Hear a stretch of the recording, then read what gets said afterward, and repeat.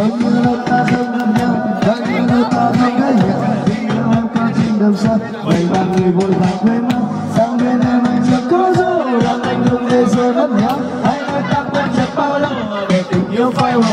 Kết thúc một tình này sẽ chấm hết, chỉ còn lại mình anh thôi.